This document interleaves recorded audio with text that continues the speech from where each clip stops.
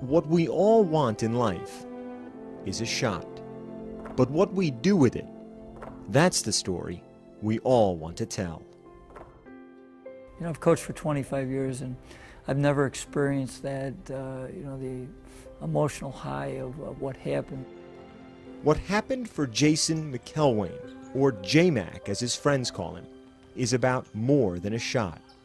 Diagnosed with autism at 2 years old, now identified as highly functioning, he's never considered himself different or separate, especially when it comes to sports. Sports has always been, how could I say, his equalizer. He's just like any of the other kids out there. It's not really a big deal at all. I'm just normal like other people. That's the way I am. At 5'6", J-Mac didn't make the junior varsity basketball team at his high school, Greece Athena, near Rochester, New York. Instead, he became team manager, a role he now has for the varsity as a senior. In the last 3 years, in his white shirt and black tie, he's missed only one game. Go in practice, I set up the clock and get the water in games and be enthusiastic. As this season was wrapping up, Coach Johnson approached Jason with an idea about the Trojans' final home game of the season. I said, I'm really going to look to try to get you in the game, but remember, I can't promise you that. And he goes, okay, Coach. February 15th, Greece Athena against Spencerport, senior night. With word out that Jason might play, the student section printed signs of J-Mac's face, just in case. And with 4:19 left in the game, with the Trojans up by 20, Coach called down to the end of the bench for number 52. I just kind of turned and pointed at him, and he almost ran right on the court. He was so excited. Hey, Jay, you got to check in. So he hits the buzzer, and he doesn't go anywhere. It's like, now you go on the court. He was so caught up in the moment. He came into the game, they all stood up and they put the signs, the pictures of him up, and I got really emotional. And I sat down and started to cry. With 3:46 left, Jason got the ball. When he missed that first three, I was like, oh, and then it airball, and I was like, man, I really just want to see him score one time. I put my head in my hands like, dear God, please, just get him a basket. Then, with 3:12 left, another chance. That third trip down the court, magic.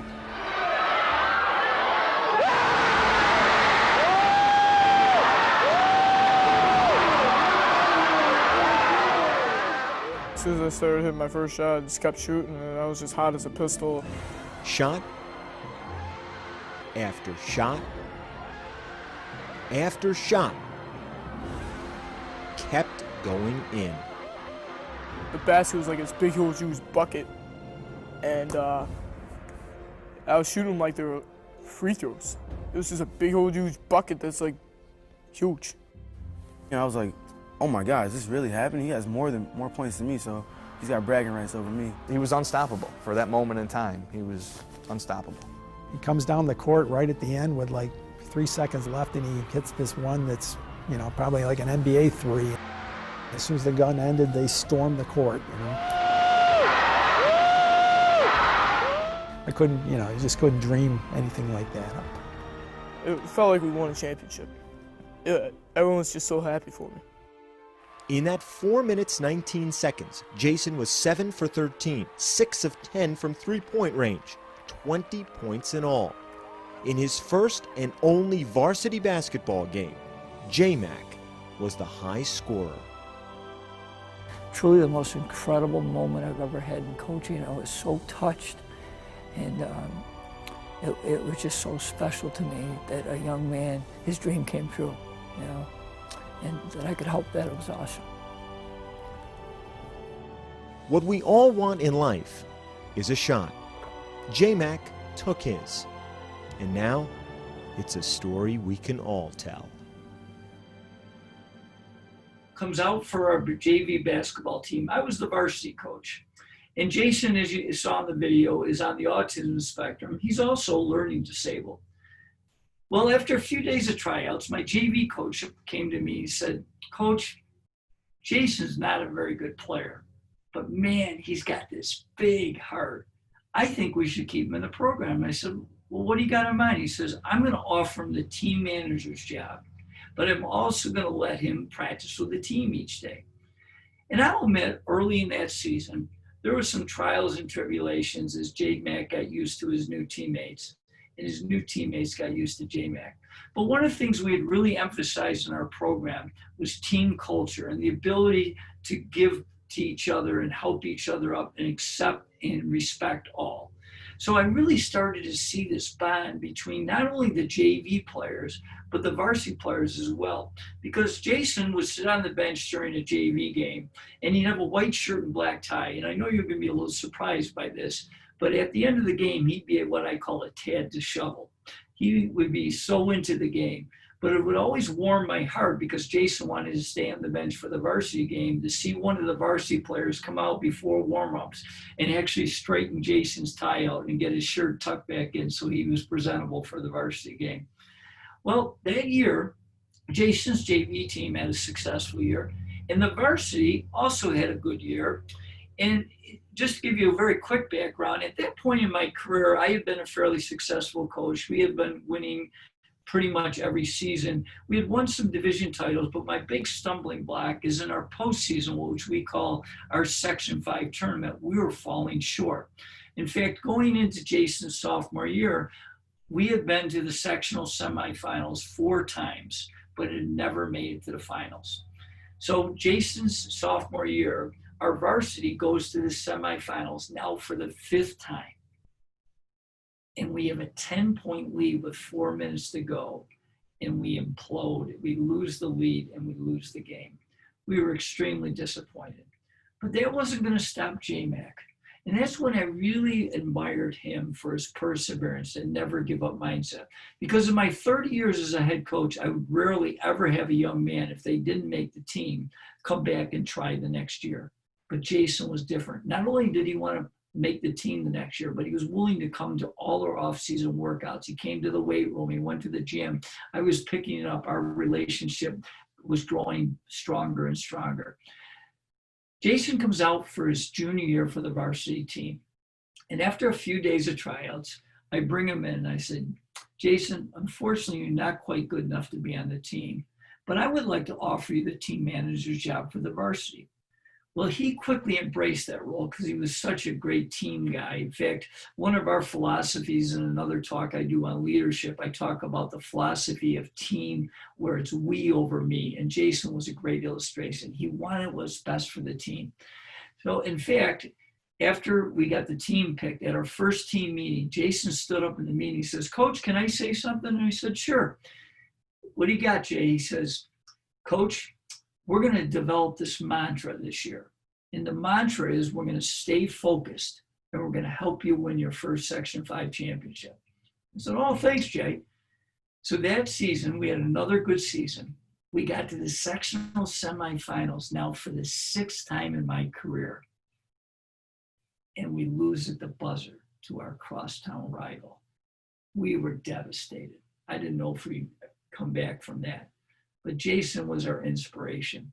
Not only was he going to try to make the team as a senior, but again, he came to all our off-season workouts, and he was getting better, and he was growing a little bit because he was very small. He was like 5'6", 100 pounds when he entered our program, and now he was up to a whopping 5'9" and 120. But that didn't stop him because he had that big heart. Well, he comes out his senior year, and after a few days of tryouts, I bring him in, and I said, J-Mac, I looked at him, I said, I've got some good news and some bad news. He looks up at me, he says, Coach, tell me the bad news first. I said, well, unfortunately, you're not quite good enough to make the team. He dropped his head, he was visibly disappointed. I said, but I do have some good news, and his head popped up.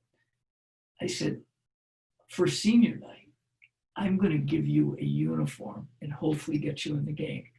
Well, he was pretty excited about that uniform idea. In fact, periodically, he would ask me about that uniform. And of course, I defined periodically as about every other day. He was really excited. Well, we were supposed to have a really good team, Jason's senior year. I thought this might be our breakthrough year. And after our first 2 games, we were 2-0. We won a tip-off tournament. I thought things were great.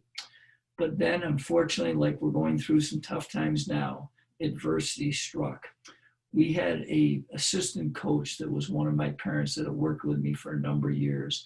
And some of the other parents felt that he was convincing me to do things which I knew I wasn't. In fact, I was so upset that I was going to resign from the position. But then my wife and my staff approached me and said, Coach, you always talk about when the going gets tough, the tough get going. And I knew I had to step up and be a better leader. Well, we were really struggling. In fact, how many of you have ever been on a team that didn't get along? Show me your hand.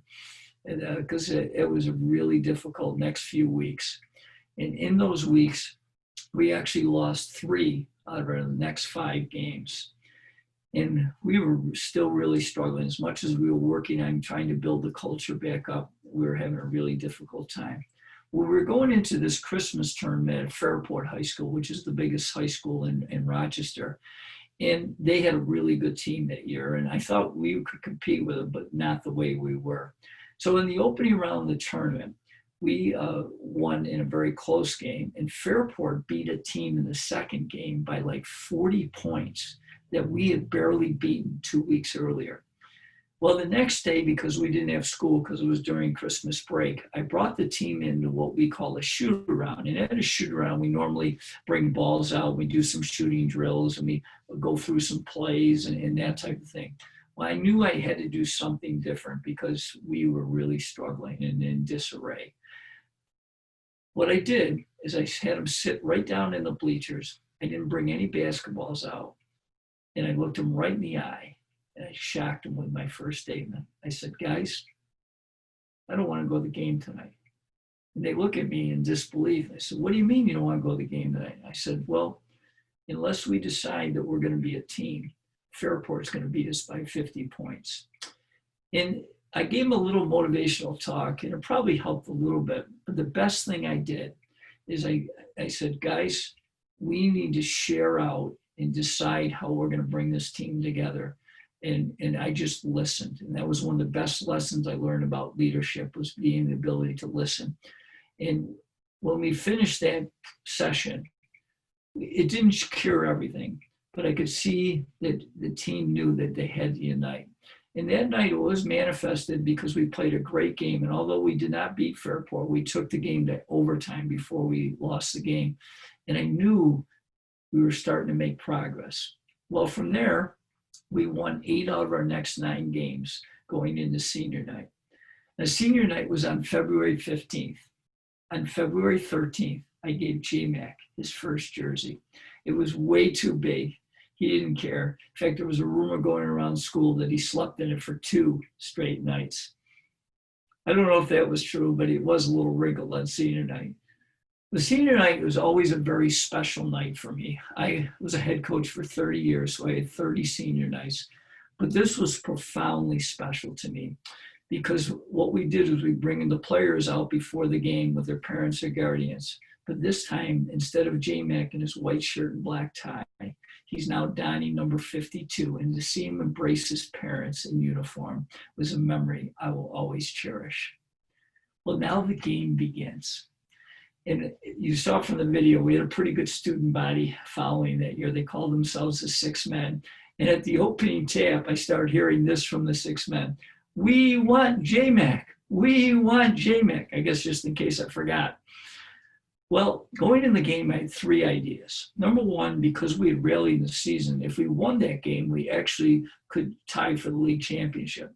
Number 2, although I wanted to get Jason in, I knew that I had to get all the other players in before I could put J-Mac in. And number 3, I wanted to get J-Mac in with enough time so he could score a basket. I thought if he could score a basket, that's a memory I'll keep forever. Well, after 3 quarters of the game, I got everybody in but J-Mac. With just over 4 minutes to go, I decided the time is right. I turned, I pointed him. He nearly ran on the court. He was so excited. Then he came over and he went to the scorer's table and they buzzed him in. And what Jason and I didn't know is, I'm normally a pretty macho guy. I usually don't cry at basketball games, but this time it was different. When Jason entered the game, as he's walking in, I see our student body show all these pictures, these placards of Jason's face that one of our parents had made and didn't tell us. And I got so overwhelmed with emotion that I sat down, which I rarely do, and tears are literally flowing down from my face. I am profoundly touched. Well, J-Mac is now in his first varsity basketball game. The first time we get the ball, Jason gets it in the right corner. He lets go a three-pointer. The crowd stands in anticipation. It misses by like 6 feet. Now, I know you're not supposed to pray in the public schools, but I pray, dear God, please help them. But here's a great lesson when we talked about perseverance, is how would you handle if the first time you got into your game and you shot an air ball? Would you be willing to shoot again? Because it didn't affect Jason. One of the things we always taught our players is next play. You got to move on. You learn from it and move on. And that's what we got to do in our own lives, is be able to overcome obstacles, persevere when things don't go right. So Jason didn't want to phase him. Well, the next possession, we have a much closer shot for Jason. It's about 10 feet away. And it might be a movie someday. I got to add a little drama. He shoots it. It hits the backboard. It hits the rim. And it falls off. The crowd groans. I'm thinking, all right, God's starting to listen. We're getting closer. Then our third possession, J-Mac gets the ball this time at the right wing behind the three-point arc. He lets it go. This time, magic. The place explodes, and I'm thinking to myself, God must be a basketball fan. Not only has J-Mac scored, he's got a three-pointer. It can't get any better than this, right? Wrong. For the next 3 minutes, J-Mac turns into his boyhood idol, the late, great Kobe Bryant. And he starts making shot after shot. And the place is going crazier and crazier. And the two things I'll never forget, with about a minute to go, I'm still sitting on the bench, tears still flowing down my face because I can't believe what I'm seeing. And I get a tap on my shoulder. And I'm kind of shocked. I look behind me, and it's Jason's mother. And she's bawling her eyes out. And she whispers in my ear, Coach, this is the best gift you could have ever given my son. What would you have done if you heard that? I cried harder. Then, this is how the game ends. With about 10 seconds to go, our opponent, Spencerport, and I want to give kudos to their coach and their players. They were great sports that night. They score a basket. And our player that takes the ball out of bounds, he normally throws it to our point guard, but this time he throws it to J-Mac.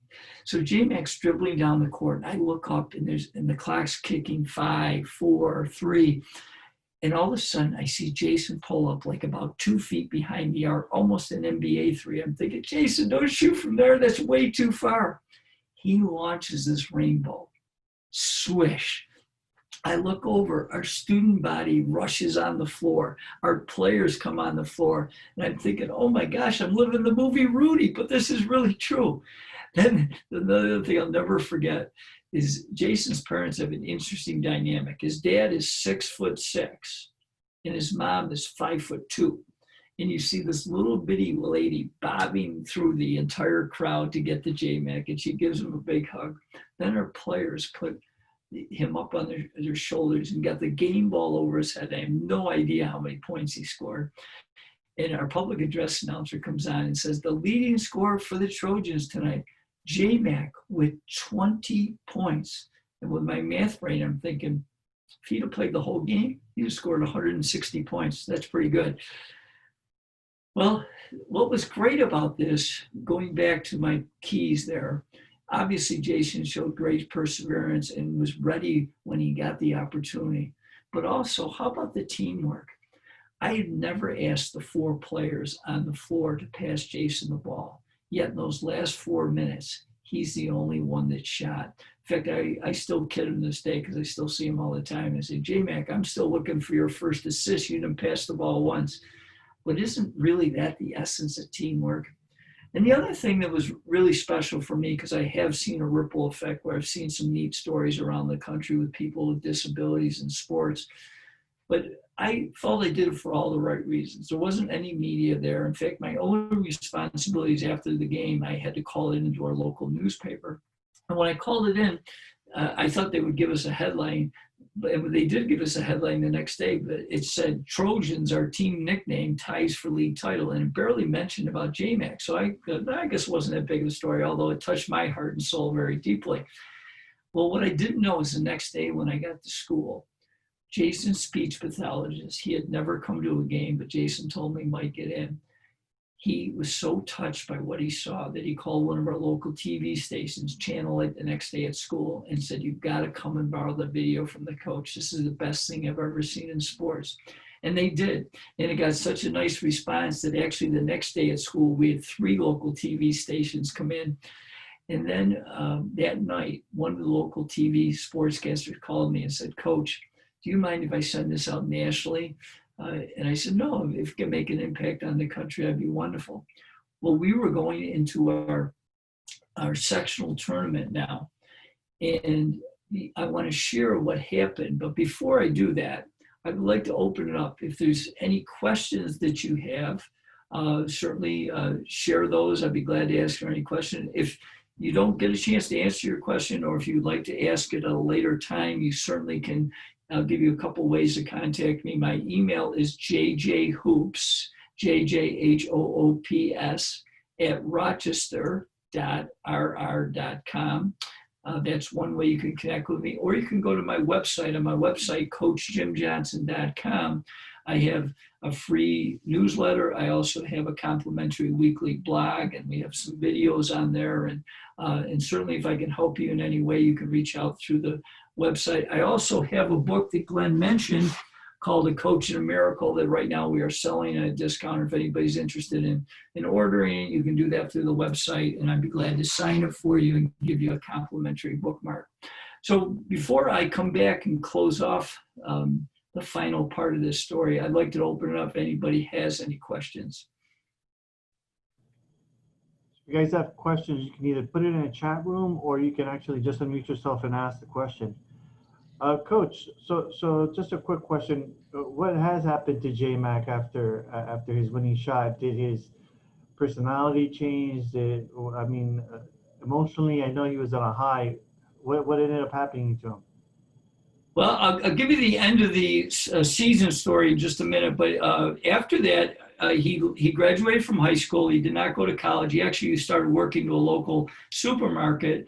But 2 years after that, he actually came back and came to the school and said, "Coach, I really missed the program. Is there any way I can help you?" And so he ended up being a volunteer assistant because I coached for 10 more years. And in my last 9 years, he was one of my assistants. So that was really cool, where I was literally seeing him almost every single day during basketball season. So we're still very close.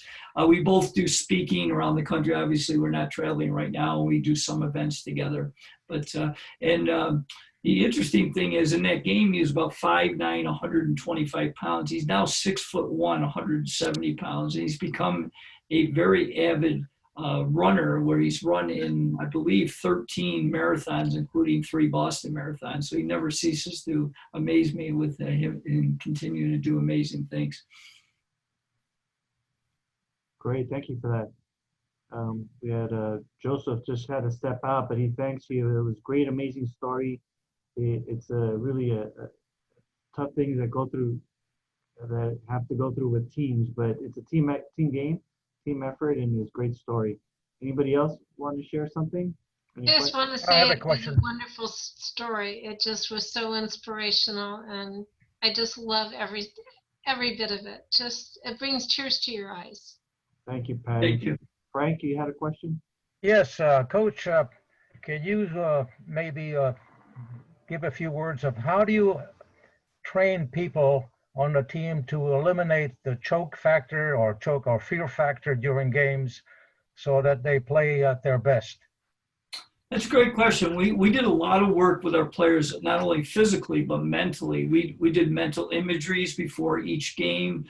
So we spent a lot of time. We also tried to put our players in many pressure situations during practice so that they were comfortable when game situations occur. So those are a couple of the ideas. We really got them to think about the mental piece as well as the physical piece, and we tried to put them in pressure situations so they could handle the game pressure.